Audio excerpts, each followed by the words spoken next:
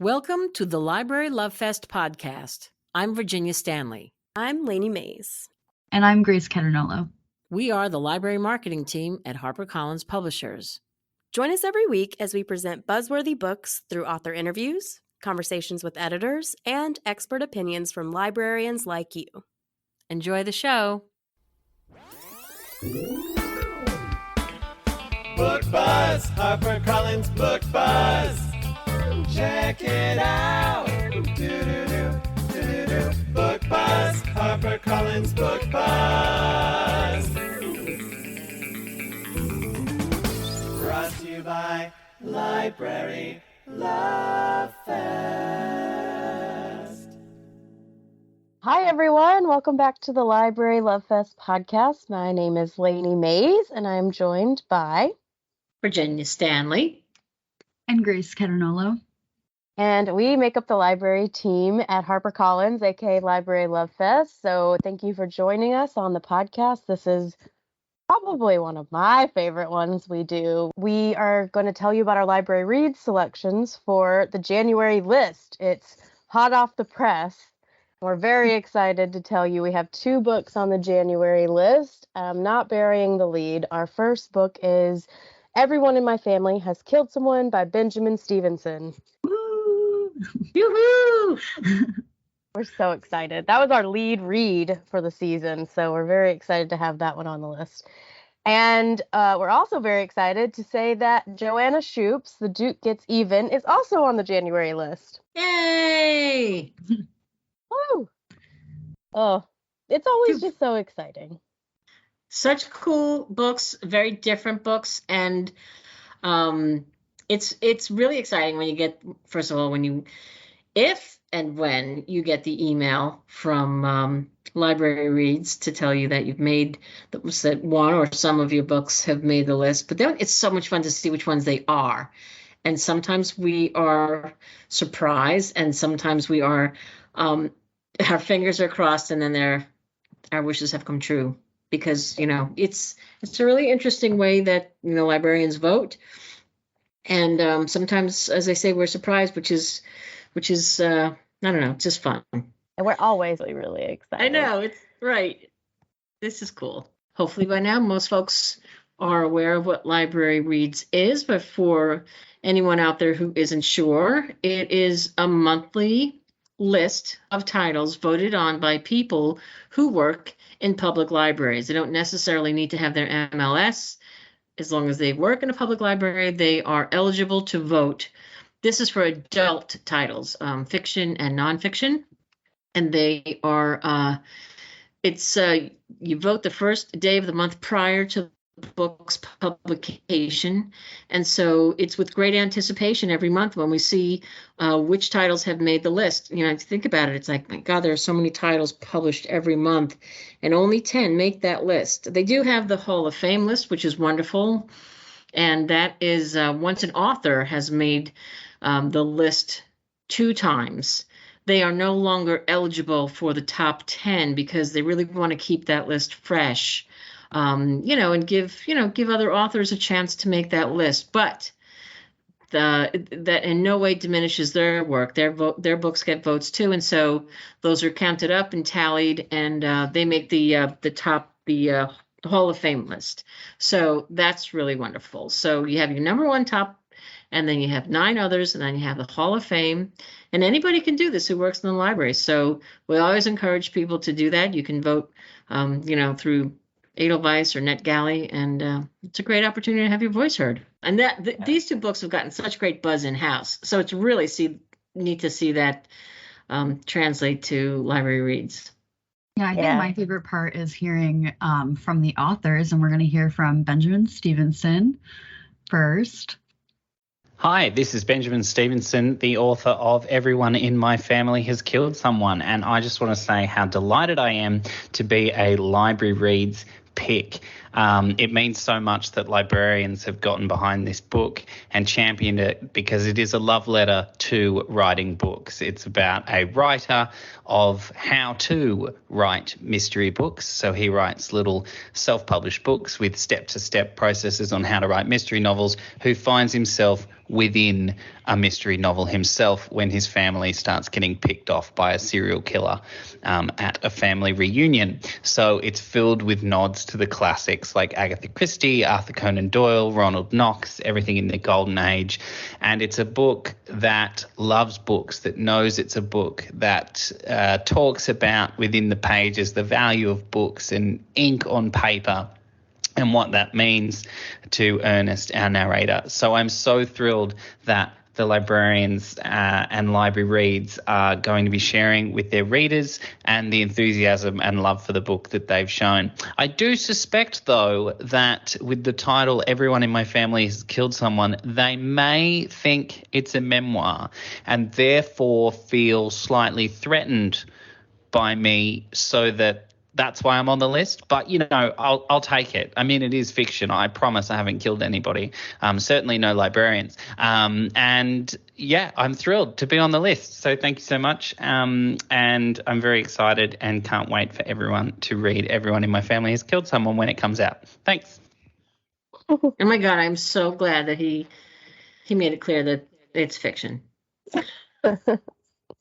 I always feel like when I read that title, it's like, that's not an admission. I'm just reading the title of this book. Oh God, yeah, it is very Agatha Christie-esque, and it's a great fun read. And people were passing around the manuscript very early on in house. So how lovely to see that come full circle. Yeah, I actually watched Knives Out this past weekend, and I thought about this book the entire time. That's funny. Yep. Yeah. It was our lead read for the season, which is a program that our sales force gets behind a book and they all vote. And that was the one for that pick. So yeah, the in-house love for that one was wild. And I think everyone loved the title immediately. I think it just draws you in. And so, but also to have such a great book to deliver that great mystery, it's just the whole package. And now we're going to hear from Joanna Shupe. Hello, librarians. I'm Joanna Shupe, and I'm the author of The Duke Gets Even. I'm thrilled to learn this book was a Library Reads pick for the month. I've always loved libraries and librarians. From a very young age, I was always wandering up and down the stacks of my local library in Upper Arlington, Ohio, looking for books. And I vividly remember participating in the summer reading program each year, competing with my older sister to see who could read the most books. Spoiler alert, it was me. And from almost the time my two daughters were born, I took them into our local library here in New Jersey for free programs and to check out books. And years later, they both still love to read. I credit the libraries for instilling that love of reading in them. The Duke Gets Even is the fourth book in the Fifth Avenue Rebels series, and it's one that I'm extraordinarily proud of. It's the story of a rebellious New York City heiress back in the late 19th century America, which is better known as the Gilded Age. She meets a handsome man late one night in the ocean, and they share a kiss or two or three.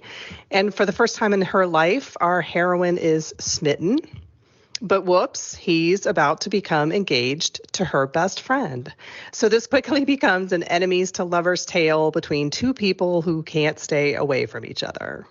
In addition to some serious heat, my books always have a little bit of history sprinkled in them too.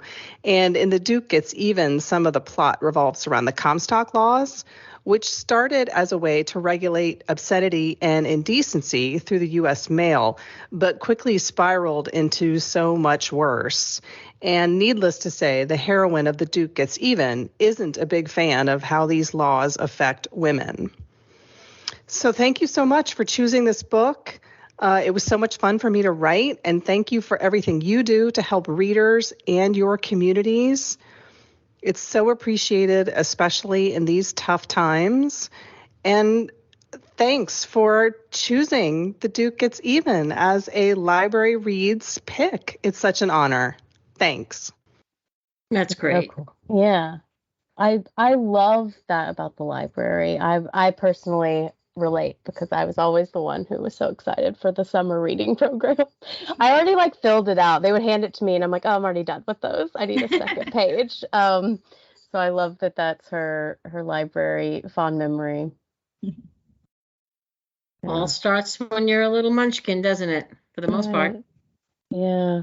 And then also I'm so glad she talked about the history, because I think writers who write romance are just so smart about how they slip history in there, and you're learning at the same time, and just a really fun romantic read as well. But there's just so much to uncover there, and I always say that I love when I can learn while I read. If I can learn something at the end, that's just the best thing.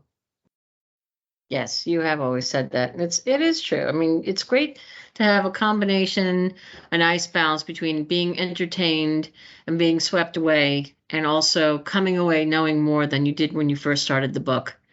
I think it's a great responsibility, really, for the authors to take up and then to share with eager readers. So that's pretty wonderful. Yeah, exactly. Well, I think that's it for this month. You can always get reading recommendations from our staff suggestion list that comes out every month via our newsletter and on our website. So sign up, librarylovefest.com.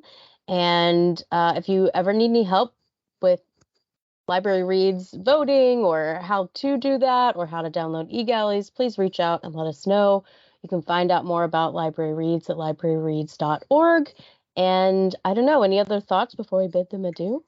I mean, we'll see you in the new year because we have exciting things coming. So you should keep an eye out on our Facebook page for that, including how to sign up for our world famous buzz on February 14th. I can actually put that in the notes. So thank you, Grace. Yeah. Sign up below. And that'll be a great opportunity to hear about books that are coming out in the summer, and maybe a few that are coming out in early fall. So you'll really get a nice long look down the publishing road at what's coming out from Harper. So we have some really cool, exciting titles, some well-known authors who are coming back with some more great books, and some new and some mid-list. Just a great mix of titles that have really set our hearts aflutter and are making quite a buzz in-house at Harper. So we can't wait to talk to you all about them. So that's February 14th. We chose the 14th because not because it's Valentine's Day, but because we love librarians and we love these books. So what better way and what better day to put them all together? I think that's a great place to end. Sign up for more reading recommendations, February 14th. All right. Hope to see you next month for another round of Library Read selections and notes from our authors. Bye, guys. Happy Bye. holidays, all. Be safe, be well. Bye-bye. Thank you for listening to the Library Love Fest podcast.